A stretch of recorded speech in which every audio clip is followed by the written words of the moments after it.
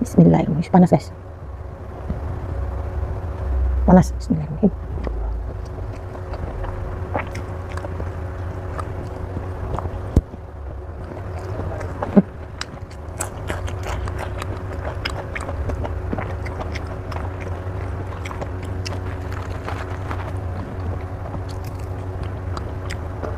Ini namanya ikan berdiri deh, yang udah patah dah. Bisa baik belikan. Ini juga lauknya, cuma cendawan guys, cendawan lauk dia.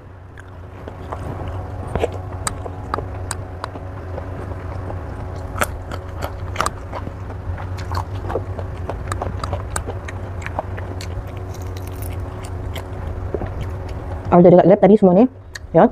Nasi bakar 2 bungkus, ikan goreng berdiri 1 bungkus, sate kambing 2 bungkus, semuanya 73 ringgit.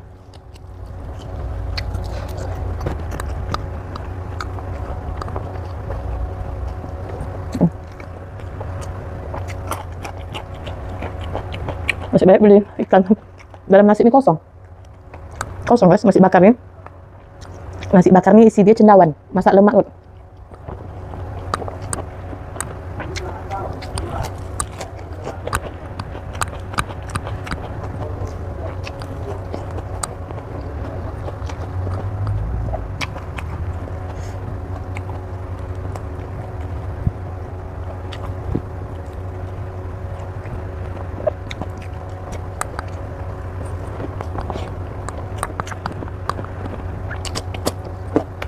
Bismillahirrahmanirrahim.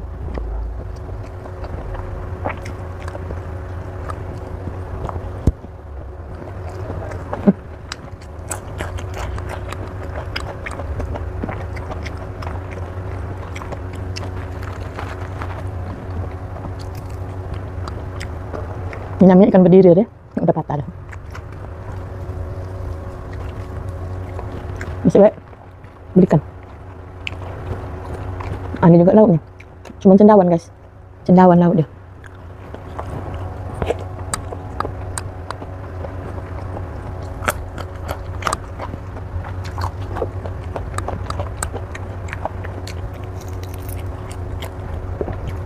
Udah lihat tadi semuanya ya. Nasi bakar 2 bungkus, ikan goreng berdiri 1 bungkus, sate kambing 2 bungkus, semuanya 73 ringgit.